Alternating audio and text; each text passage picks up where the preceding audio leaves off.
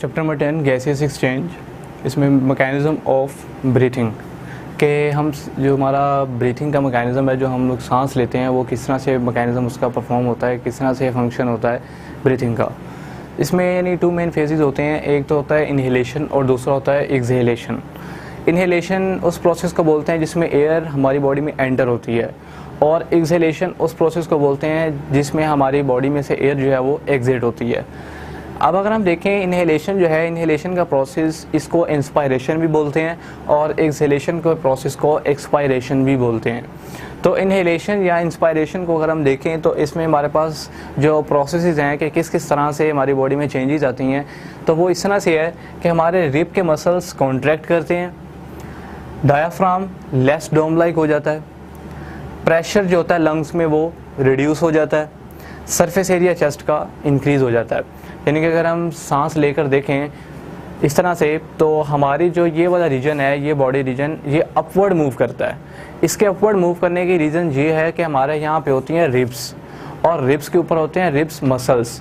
Rib muscles जब contract करते हैं तो रिब्स को एलिवेट करते हैं। जब रिब्स एलिवेट होती हैं तो जो डायाफ्राम होता है वो लेस डोम लाइक हो जाता है। लाइक जो ओरिजिनल पोजीशन होती है वो इस तरह से होता है कि हमारा ये होता है डायाफ्राम, यानी कि डोम लाइक होता है। ये तो नॉर्मल स्टेज में है ना। जब हम यानी कि सांस लेते हैं, हमारे रिब मसल्स कॉन्ट्रैक्ट करते हैं और डायाफ्राम जो है ये लेस डोम लाइक हो जाता है, यानी कि इसकी पोजीशन उस वक्त इस तरह से हो जाती है कि ये कॉन्ट्रैक्ट कर जाता है। अब जब ये कॉन्ट्रैक्ट करता है तो प्रेशर जो होता है लंग्स में वो रिड्यूस हो जाता है। क्यों रिड्यूस हो जाता है? क्योंकि सरफेस एरिया जो होता है चेस्ट का वो इंक्रीज़ हो जाता है।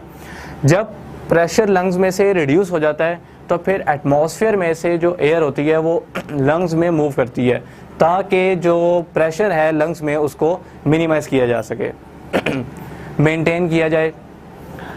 अब जो है ये तो होती है इनहेलेशन के किस तरह से एयर एंटर होती है। अब हमने ये देखना है कि एयर जो है एग्जिट होती है, उस टाइम क्या होता है।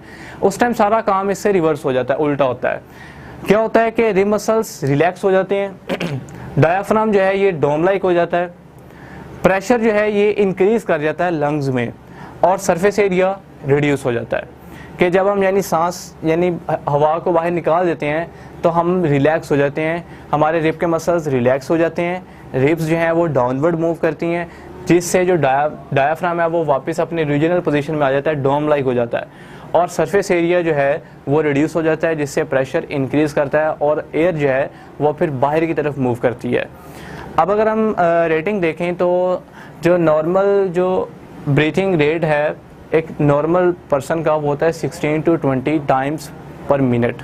तो इसमें अगर हम देखें तो वेरिएशन भी आती है कि अगर हम बहुत ज़्यादा फास्ट एक्सरसाइज करें, रनिंग करें, तो जो हार्ट यानी कि जो ब्रीथिंग रेट है ये थोड़ा फास्ट हो जाता है, 30 to 40 टाइम्स पर मिनट भी चला जाता है। तो इसमें अगर हम देखें तो किस तरह से ये मैकेनिज़्म कंट्रोल होता है, ये बेसिकली डिपेंड करता है कार्बन डाइऑक्साइड की कंसंट्रेशन के ऊपर, कि जो हमारी ब्रीथिंग रेट है ये स्लो है या फास्ट है। ये डिपेंड करेगा कार्बन डाइऑक्साइड की कंसंट्रेशन के ऊपर। हमारी बॉडी में जो ब्लड है इसमें जितनी ज़्यादा कार्बन डाइऑक्साइड की कंसंट्रेशन बढ़ती जाएगी, हमारे ब्रेन में जो मौजूद सेंसर्स हैं वो उसको डिटेक्ट करेंगे, और हमारे जो रिब मसल्स और रिब्स हैं इनको मैसेज देंगे कि कॉन्ट्रैक्ट करो, ठीक है, और एलिवेट हो।